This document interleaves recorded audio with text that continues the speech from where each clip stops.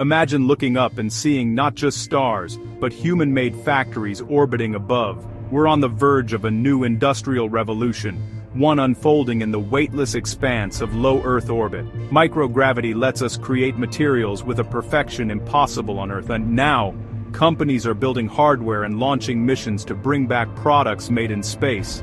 This is the dawn of the orbital economy: faster chips, better medicines, and new networks. The future is already in orbit. Why manufacture in microgravity? On Earth, gravity causes flaws in materials. In space, that pull vanishes, letting us make nearly perfect crystals and advanced drugs. Semiconductors and medicines both benefit. Faster chips, better drugs, even fiber optics are clearer, enabling faster data. Microgravity is the secret to next-generation technology. The future of manufacturing is weightless, and it's already begun. For years, space manufacturing was just theory, limited to experiments on the ISS and Space Shuttle. These early missions proved we could make better crystals and alloys in orbit, but they were slow, expensive, and small-scale. In 2026, everything changes. We're moving from lab experiments to pilot production. The ISS was our test kitchen. Now companies are building the first chain of orbital factories. What made this leap possible? Dramatically lower launch costs, thanks to reusable rockets, and advances in robotics and automation. No more relying on astronauts. Robotic factories can run autonomously, producing high-value goods and returning them to Earth. This year, the first dedicated manufacturing missions are launching, focused on pharmaceuticals, semiconductors, and Zeblan fibers. These aren't one-off demos, they're the start of continuous production in orbit. The success of these missions will unlock new investment and ambition, proving the business model for an orbital economy. The training wheels are off. Space is open for business. The era of orbital industry has arrived. The dream is becoming reality. The race is on. Who's leading the charge? A new generation of space companies, agile and focused on commercializing orbit. Varda Space Industries is pioneering the model: launch a small automated factory, make high-value materials, and return them to Earth. Their first mission succeeded, and now they're scaling up, proving the factory-to-Earth supply chain works. Redwire is another key player, developing in-space manufacturing tech from 3D printing to advanced optical fibers. Their work is turning the ISS into a part-time factory and a test bed for future commercial stations. Starlab, a commercial space station from Voyager Space and Airbus, is designed for commerce, research, tourism, and manufacturing. Unlike the ISS, Starlab is built for business, offering a permanent address in orbit for companies to lease space and utilities. These companies are the pioneers of the orbital age, taking on immense challenges to build the future in space. Their projects are the building blocks of a new economic ecosystem. They're proving space isn't just for exploration, it's for building. The industrialists of the 21st century are reaching for the stars. The first orbital factories are here. The future of manufacturing is off-planet. This new era isn't just driven by startups, it's powered by government support from leaders like the US and UK. These nations see space manufacturing as key to industrial strategy, security, and economic leadership. NASA's commercial LEO destinations program is funding private space stations like Starlab, ensuring a smooth transition from the ISS. By acting as anchor tenant and providing seed funding, NASA lowers risk for private companies and accelerates innovation. The UK is investing in in-orbit manufacturing, space-based solar power, and robotic assembly, leveraging its strengths in robotics and satellite tech. Government grants and contracts help British companies and universities develop essential technologies for space factories.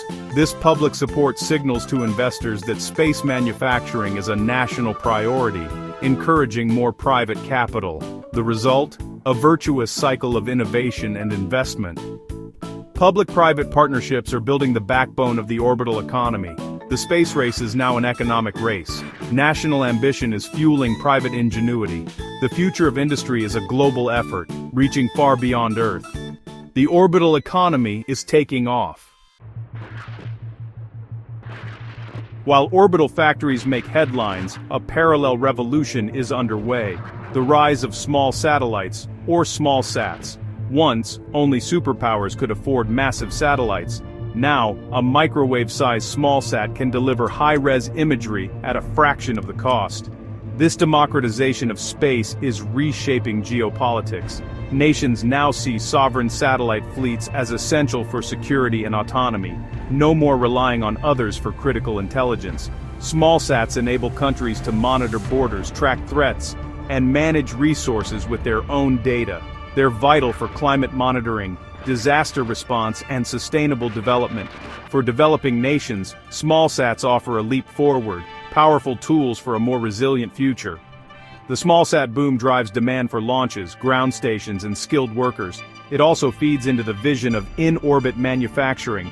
As we build more satellites, we'll need space-based servicing, refueling, and assembly.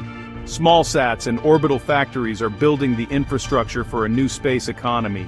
Each sector strengthens the other. The foundation for complex space operations is being laid now.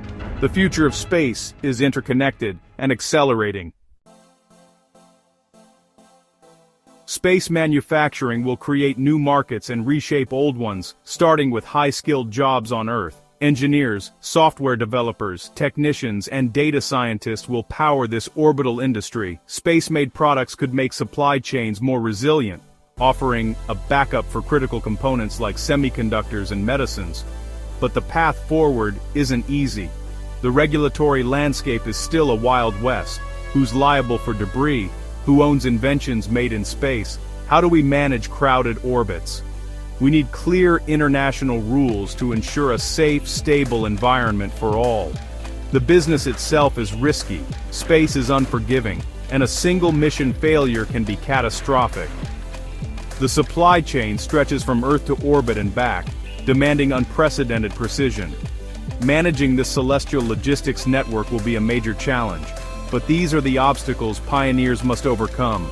The rewards are immense, but so are the risks.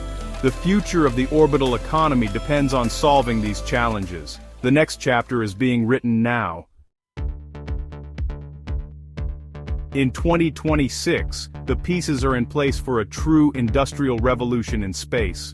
Lower launch costs, advanced robotics, and government investment have created the perfect launchpad for the orbital economy. We're moving from exploration to utilization. Space is now a place to work and build.